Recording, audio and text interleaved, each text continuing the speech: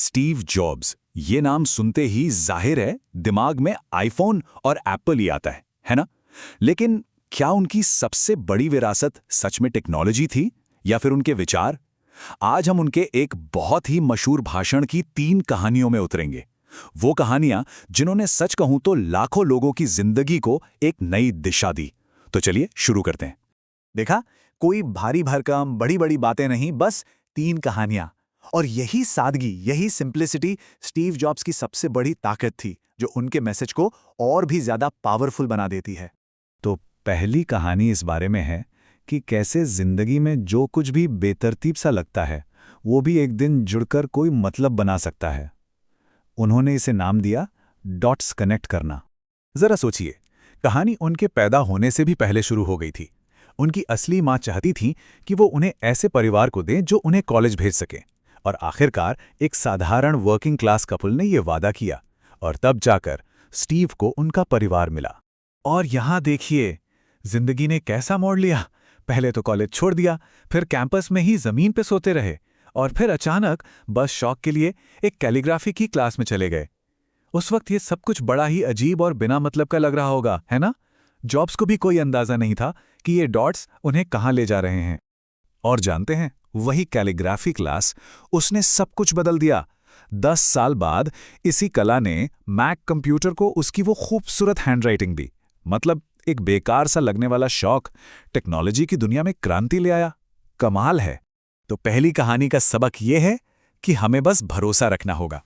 हो सकता है आज रास्ता साफ न दिखे, लेकिन यकीन मानिए, जिंदगी के ये सारे बिखरे हुए डॉट्स एक दिन जरूर जुड़ेंगे। बस अपनी गट फीलिंग, अपनी किस्मत, अपने दिल पर भरोसा रखना है। चलिए अब चलते हैं दूसरी कहानी की तरफ। ये कहानी है प्यार और नुकसान की, और ये हमें सिखाएगी कि कैसे कभी-कभी जिंदगी की सबसे बड़ी हार ही हमारी सबसे बड़ी जीत की वजह बन जाती है। क्या कोई यकीन कर सकता है? सिर्फ 10 साल, एक छोटे से गैराज से शुरू हुई कंपनी $2 बिलियन की बन गई। और ये स्टीव जॉब्स ने कर दिखाया था। वो टॉप पर थे। और फिर कुछ ऐसा हुआ जो किसी ने भी नहीं सोचा होगा। जिस इंसान ने एप्पल को बनाया, अपने हाथों से खड़ा किया, उसी को सिर्फ 30 साल की उम्र में अपनी ही कंपनी से निकाल दिया गया। सोचिए जरा, कितना बड़ा, कितना जबरदस्त झटका रहा होगा ये। लेकिन शायद यही वो पल था जिसने उन्हें असल में आजाद कर दिया। वो सफलता का भारी बोझ वो उतर चुका था, और अब वो फिर से एक बिगिनर की तरह, एक नौसिखिए की तरह कुछ भी नया करने के लिए आजाद थे।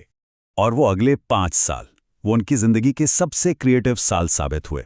उन्होंने नेक्स्ट और पिक्सार जैसी कंपनियां बनाई, उन्हें अपना प्यार मिला, और फिर देखिए किस्मत का खेल, एप्पल ने ही उनकी कंपनी को खरीद लिया और उनकी घर वापसी हुई।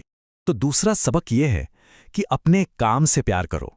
वो काम करो जिससे प्यार हो, और अगर वो अभी तक नहीं मिला है तो खोजते रहो, रुको मत, सेटल मत हो जाओ, क्योंकि महान काम करने का बस यही एक तरीका है। और अब उनकी तीसरी और आखिरी कहानी, ये कहानी है मौत के बारे में, और ये हमें सिखाएगी कि कैसे मौत का एहसास ही हमें असल में जीना सिखाता है। एक दिन उन्हें पता चला कि उन्हें कैंसर है, और डॉक्टरों ने कहा कि इसका कोई इलाज नहीं है। वो एक ऐसा पल था जब लगा कि उनकी दुनिया मानो थमसी गई है। डॉक्टरों ने सीधे सीधे कह दिया, घर जाओ और मरने की तैयारी करो। जरा महसूस कीजिए, ये शब्द सुनना कितना मुश्किल रहा होगा। उन्हें अपनी जिंदगी के आखिरी पलों का सामना करने के लिए कह दिया गया था।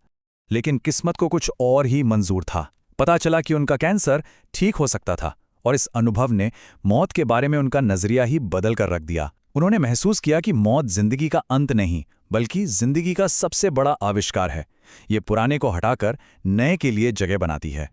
मौत के इतने करीब आकर उन्होंने जो सीखा वो हम सब के लिए एक बहुत बड़ा सबक है। हमारा समय लिमिटेड है, इसे किसी और की जिंदगी जीकर बर्बाद मत करो।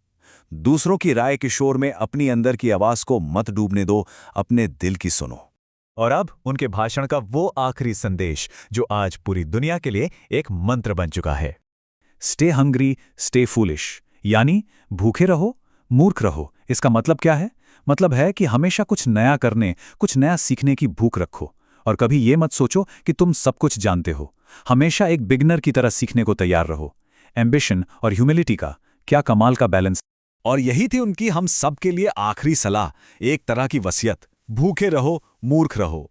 ये बस शब्द नहीं है, ये एक मंत्र है। एक ऐसा मंत्र जो हमें हमेशा हमेशा आगे बढ़ने और सीखते रहने के लिए उकसाता है। तो ये सवाल आज हम सबको अपने आप से पूछना चाहिए, क्या हम सच में भूखे और मूर्ख बने रहने के लिए तैयार हैं?